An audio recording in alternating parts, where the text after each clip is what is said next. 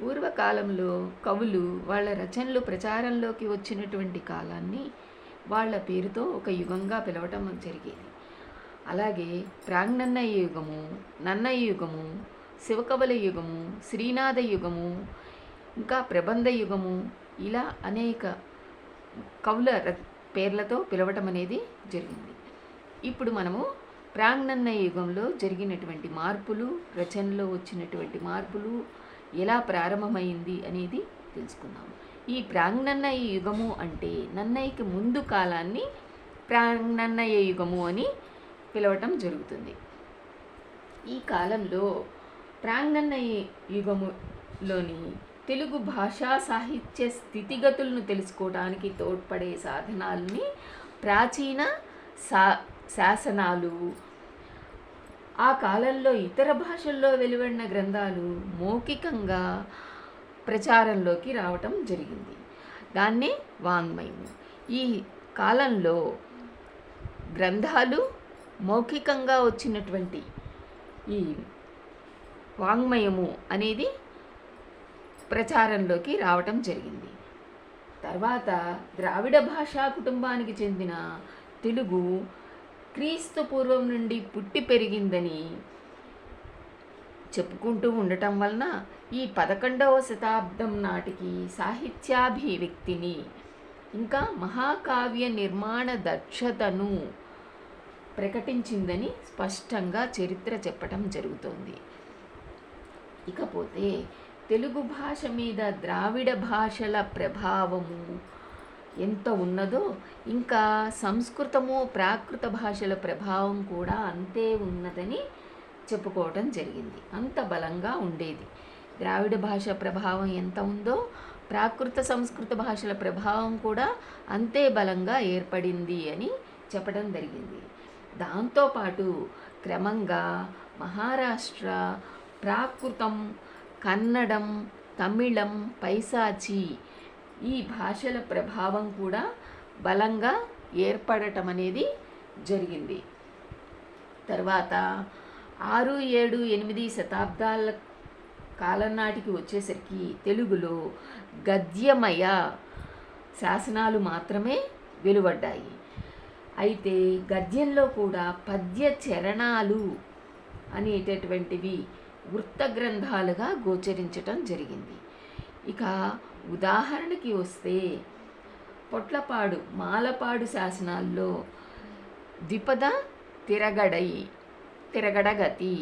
ద్విపద తిరగడగతి అనేటటువంటి చిహ్నాలు, వెంకయ్య చోడుని శాసనంలో, ఇంకా దొంగలసాని శాసనంలో మహాకర అనేటటువంటి ఛాయలు ఉన్నాయని మనకి తెలియటం జరుగుతోంది.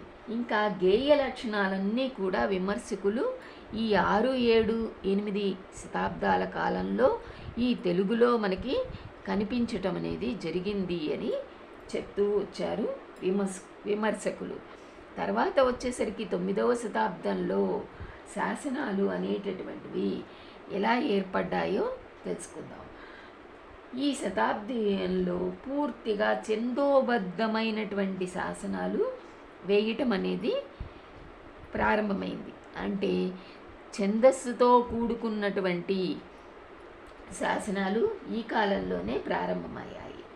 తూర్పు చాళుక్యులు ప్రభువైనటువంటి గుణగ విజయాదిత్యుడు ఈ కాలంలో ఒక శకంగా మొదలటం అనేది జరిగింది. గుణగ విద్యాదిత్యుని శకము అనేటటువంటిది ఇక్కడి నుంచి ప్రారంభమైంది. అద్దంకి పండరంగుని అద్దంకి శాసనం, పండరంగుడు వేయించినటువంటి అద్దంకి శాసనము. ఇంకా శాసనాల్లో దొరుకుతున్నటువంటి పద్య శాసనాల్లో వెలువట్టం అనేది జరిగింది.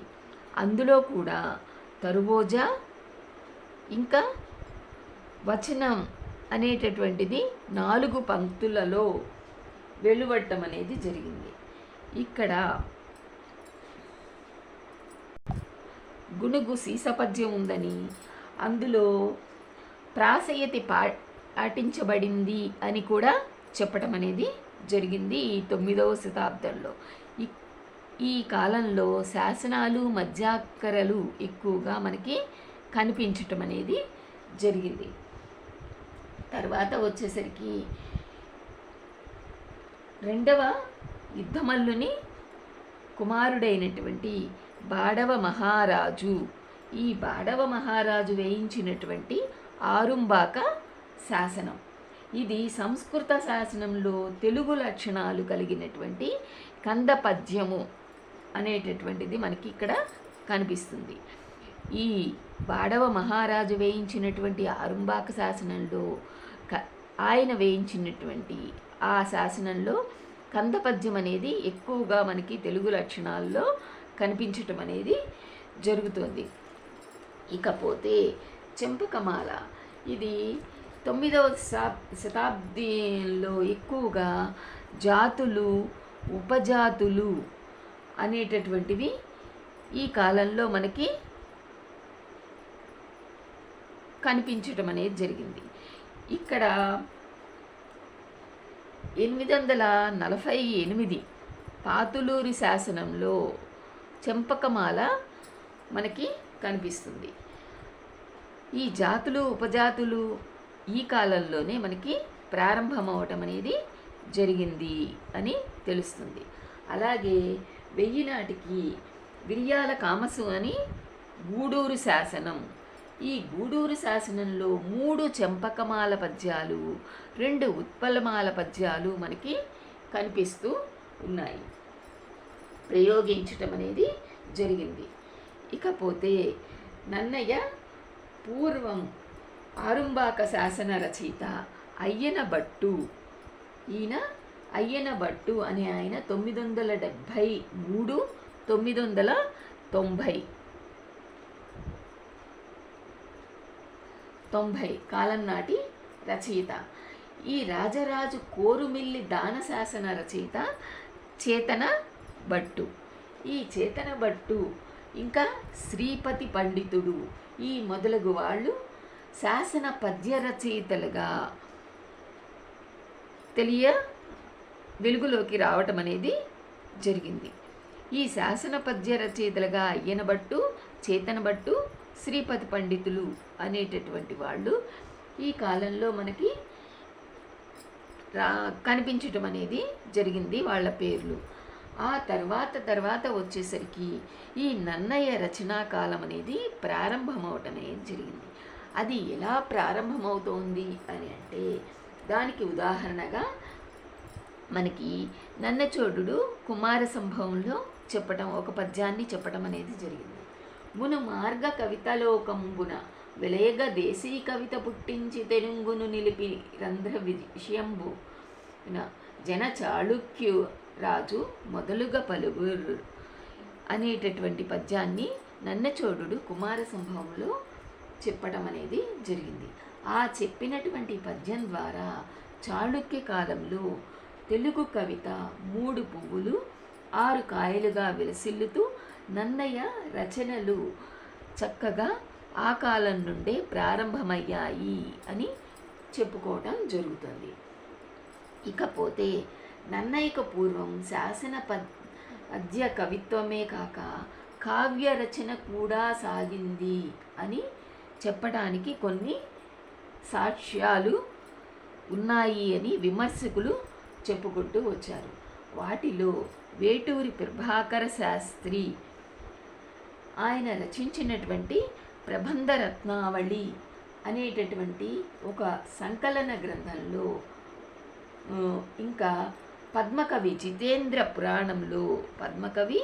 జితేంద్ర పురాణంలో ఒక సీసపద్యాన్ని, తర్వాత సర్వదేవుని ఆది పురాణంలో కందపద్యం, సీసపద్యం, మత్తేబం వీటిని చెప్పటం అనేది ఉదహరించటం అనేది జరిగింది.